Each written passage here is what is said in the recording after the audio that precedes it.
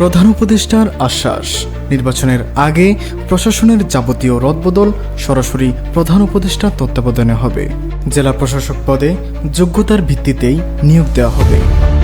প্রধান উপদেষ্টা অধ্যাপক মোহাম্মদ ইউনূসের সঙ্গে সাক্ষাৎ করে তার নেতৃত্বাধীন অন্তর্বর্তী সরকারকে এখন থেকে নিরপেক্ষ তত্ত্বাবধায়ক সরকারের ভূমিকায় অবতীর্ণ হওয়ার পরামর্শ দিয়েছেন বিএনপি। সে সঙ্গে সরকারের উপদেষ্টা পরিষদে থাকা দলঘনিষ্ঠদের বিষয়ে পদক্ষেপ নিতে বলেছেন দলটি। বিএনপির মহাসচিব মির্জা ফখরুল ইসলাম আলমগীরের নেতৃত্বে বিএনপির ৩ সদস্যের প্রতিনিধি দল গতকাল মঙ্গলবার সন্ধ্যায় রাষ্ট্রীয় অতিথি ভবন যমুনায় প্রধান উপদেষ্টার সঙ্গে সাক্ষাৎ করে একথা বলেন।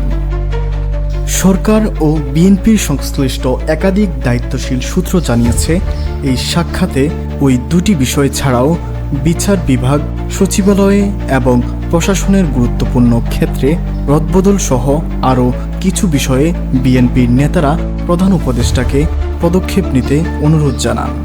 পরে প্রধান উপদেষ্টার প্রেস উইং জানিয়েছে, বৈঠকে প্রধান উপদেষ্টা অধ্যাপক ইউনূস বিএনপি নেতাদের বলেছেন, জনপ্রশাসন মন্ত্রণালয়ে দায়িত্বপ্রাপ্ত উপদেষ্টা হিসাবে নির্বাচনের আগে প্রশাসনের যাবতীয় রদবদল সরাসরি তার তত্ত্বাবধানে হবে।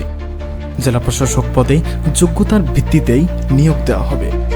দায়িত্বে নিরপেক্ষ থেকে যেখানে যিনি শান্তি শৃঙ্খলা বজায় রাখতে সক্ষম সেই ব্যক্তিকেই তারা বেছে নেবেন। সুপ্রিয় দর্শক শ্রোতা মণ্ডলী, আপনারা দেখতে পাচ্ছেন ডেইলি নিউজ 20। প্রতিনিয়ত আপডেট নিউজ পেতে এক্ষুনি আমাদের চ্যানেলটিকে সাবস্ক্রাইব করুন।